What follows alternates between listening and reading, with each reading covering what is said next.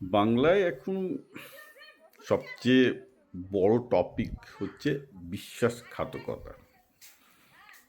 যে তৃণমূল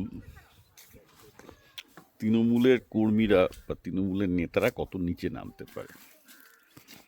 বাবুন ব্যানার্জি, যে কিনা মমতা ব্যানার্জির ভাই, সেও বলছে যে আমি আমার দিদির সাথে নেই, বিজেপি সাধিলেই গাইব। কেউই না, ভদ্রলোকের কোনো কোয়ালিফিকেশনও নেই, দিদি ভাঙিয়ে বড়লোক হয়েছে। যা হয়েছে, মমতা ব্যানার্জি পরিবার পুরোটাই মমতা ব্যানার্জিকে ভাঙিয়ে বড়লোক হয়ে গেছে।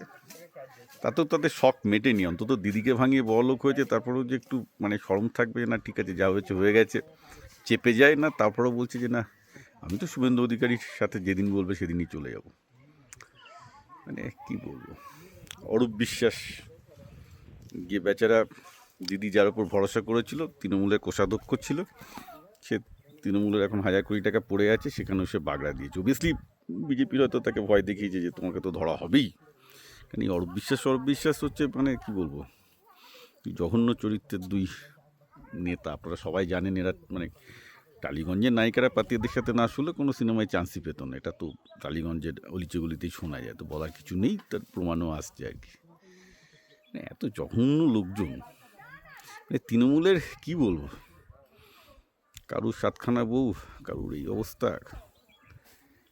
কিন্তু এরাই তো বাঙালি, রাইট? মনে হয় যে বাঙালি এত নিচে নামতে পারে, নামতে পারেন। না হলে তো নিশ্চয়ই বাস্তবটা আমরা দেখতেই পাচ্ছি। কিন্তু একটা জিনিস খেয়াল রাখতে হবে, যে বেসিক্যালি এদেরকেই ভোট দিচ্ছিল, এদেরকে ভোট দিয়েছে মুসলমানরা ঢেলে। আমি তো বরাবর লাস্ট 10 বছরে বলে এসেছি মুসলমানদেরকে, আপনারা কংগ্রেসকে ভোট দিন, সিপিএমকে ভোট দিন। তৃণমূলকে যে কেন ভোট দেন বিজেপিকে ঠেকাতে, আমি জানি না, কারণ বিজেপিকে ঠেকানোর ক্ষমতা এদের নেই। এরা আলটিমেটলি বিজেপির বি টিম হয়ে যাবে। আমার শয়ে ভিডিও আছে, লাস্ট 10 বছরের ভিডিও লেখা আছে, আপনারা দেখে নিতে পারেন। আশা করি বাংলার মুসলমানরা বুঝতে পারছেন যে আমি ঠিক বলেছিলাম। কেন আপনাদের উচিত ছিল কংগ্রেস এবং সিপিএমকে ভোট দেওয়া, যদি আপনারা চাইতেন যে বিজেপির বিরুদ্ধে আপনারা ভোট দিতে চান।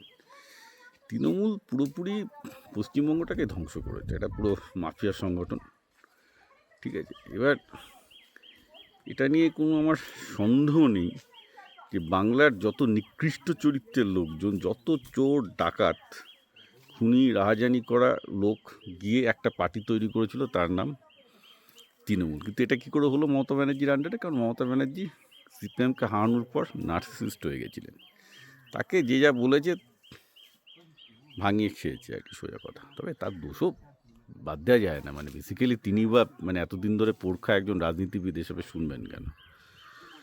তিনি তো তাকেও তো নিউজ পেপার পড়তে হবে, সবই তো জানতো সবাই। আর তিনি জানতেন না, প্রধান মুখ্যমন্ত্রী হয়ে তার কাছে এত ফিডব্যাক আসতো, তা তো হয় না। সুতরাং তিনি তার দায়িত্ব এড়াতে পারেন না।